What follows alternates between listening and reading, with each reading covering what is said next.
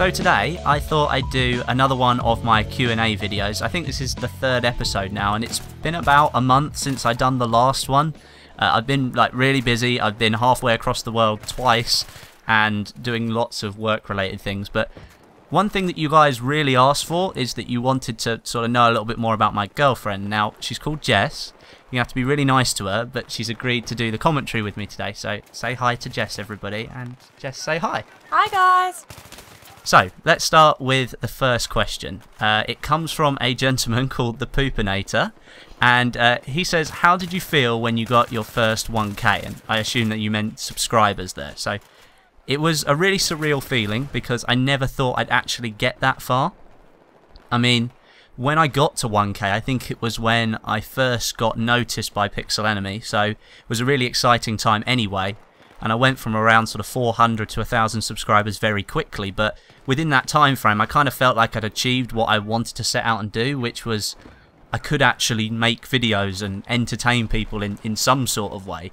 I mean, I was with you when I got to 1,000 when I first started. I mean, what was I like? Yeah, and it was really good for you because it gave you the push forwards to keep going, and it gave you a lot of enthusiasm. It was just a really big milestone to see all those digits there. Yeah, and I mean, the main thing for me was that, as I said, it meant that I achieved what I'd set out to do, and I was on course to carry on, and it gave me a lot of enthusiasm, as Jess said. But I know there's a lot of guys out there that ask me all the time, like, sort of, how do you get started with YouTube? Really just stick true to what you started YouTube doing. I mean, obviously you can adapt and do different things, but never change who you actually are, because if you're something that you're not, you'll find it difficult further down the line to keep that up. So just be yourself, do what you want to do, and you will get success in the end. Yeah, it's something I've noticed, obviously being on the sidelines, that the more you stay yourself, the better you'll actually be. Yeah, just don't pretend to be somebody you're not, because eventually they'll figure it out, and it's much easier for you to just keep up doing what you want to do all the time without changing it. It's more fun for you. The next question comes in from Irish Chap, and it's kind of a question we can both answer actually. If you could live anywhere for a year, all expenses paid, where would you live? Do you want to start? Yeah, I'd live anywhere there's horses because they are my life and I love them. With a bit of sun would help though. So, anywhere with horses, okay. For me, it would have to be somewhere where there's a constant supply of food. A lot of people might think that would probably be America, but maybe somewhere that's got its kind of like own cuisine. I really like Indian food, so maybe India would be a good place to go. Plus, they have like amazing culture over there, and it's such a massive country, and I'd like to go travelling someday as well. That would be really cool, but anywhere that's got a good, decent supply of food will do me just fine. Question number 3 is from Twins DHC, and from my last Q&A I asked what kind of fruit you like to be, so his answer was a pineapple, but his question today is, what's the hardest thing that you've ever done in your life? I don't know if you guys follow me on Twitter, but recently both myself and Jess had to go through something that was really difficult for us. I think I'm going to let Jess explain because it's much more personal to her, but I'll let her explain. Yeah, so I've had a ex-racehorse for about 2 years now, and he wasn't right, so we got the vet to check him, and he had a long list of medical problems, so we had to both make the decision to put him to sleep because it was the kindest thing for him. And it was a new experience for both of us, and it's definitely the toughest thing we've both been through so far. I mean, I've lost a family member to cancer when I was younger, but I didn't fully understand kind of what that meant. I mean, looking back at it now, obviously I've lost a member of my family, but because I was so young, it didn't really impact me in the same way that something like this has, is because I'm sort of like in a part of my life now where I'm remembering a lot more of what happens, and obviously making a decision like that, it didn't really come down to me in the end. Obviously it's Jess's little horse at the end of the day, but it impacted me a lot as well because I spent a lot of time with him. I mean, a lot of you guys might have seen the pictures that we take. I post them on Twitter from time to time, and we used to have a really good time with him, and it was a really hard decision for you to make. Yeah, that's definitely probably the hardest thing both of us have ever had to do. So yeah, question number 4 is from Eric H Films, and he says, what's your process for making one of your YouTube videos? Now, there are lots of different processes, well, I wouldn't say lots of different processes, but lots of different things that go into the same process for me making a YouTube video. First of all, you have to think of an idea. and that can come from a number of different things, and a lot for me, obviously I play Battlefield all the time, so a lot of my ideas revolve around something like that. I mean, it could be a new DLC, it could be a weapon, it could be something that's happened in the game, it could be a good update, a bad update, it could be any number of different things, and really depending on what kind of mood I'm in will depend on what kind of video I'll do. But I have a file on my computer, I use Sony Vegas to edit, that's always there as a template, which makes it much easier for me to edit, because a lot of the things like my intro where I'll use the orange bar and a blurred background now, that took a long time to edit when I first put it together, so it made sense for me to just keep it.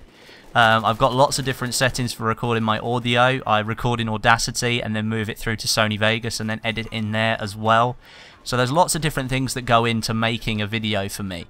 But usually it has to stem from a good idea, and if I don't think the idea is good enough, I might even get halfway through commentary or recording a video and then just not make it because it doesn't quite feel right to me. So a lot goes in, and it can vary in time length. Sometimes it can take an hour to make a video, depending if I've got gameplay or not. And sometimes it can take upwards of 2, 3, sometimes even a week to make a video, depending on what kind of mood I'm in. So lots of different things go in, but you guys seem to like it when it ends up on the channel, so that's a good thing. Question number 5 comes in from CrazyPlayer87, and he asks, how do you get so badass at Battlefield? Well, actually, I probably think Jess is in a better place to answer this. I just put in a lot of time and effort, but she's recently just got into playing Battlefield, so I'll let her answer this one. Well, I mean, obviously I've had the best teacher going. I've got Westy sitting right next to me, but I think I'm just pretty pro at the game, to be honest. I mean, I come top all the time.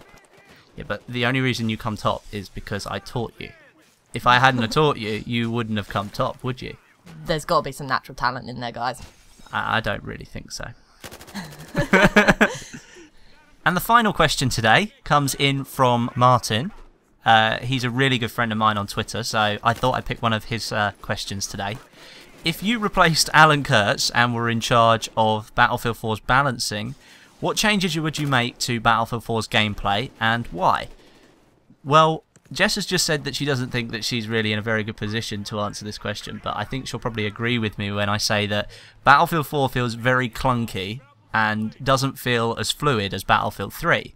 And I can't really put my finger on as to why, but I've noticed that the animation that when somebody runs with their weapon as it sways from side to side in front of the screen is much slower than what it was in Battlefield 3, and in Hardline it actually sort of moves even slower than it does in Battlefield 4, so your soldier actually feels like it's lumbering around all the time. So I would definitely speed up that swaying animation just to make it, to sort of have the perception that you're running a little bit faster than you are, because I know that Battlefield and DICE, they're going for realism, but at the same time I don't want to feel like I'm just walking across the battlefield.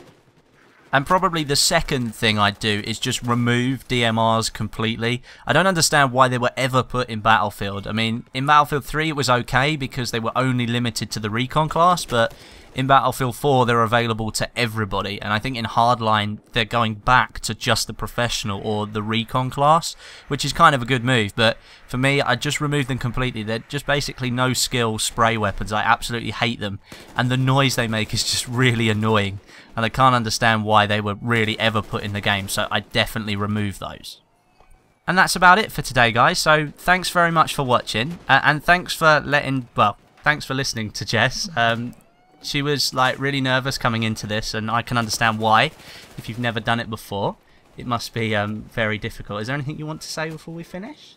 Just thanks for putting up with me, guys. Well, thanks very much for watching. Make sure you leave a like and leave all your comments down below for the next episode. I'll try and get that one out in another couple of weeks. But until then, my name is Westy, and I'll catch you guys in the next video.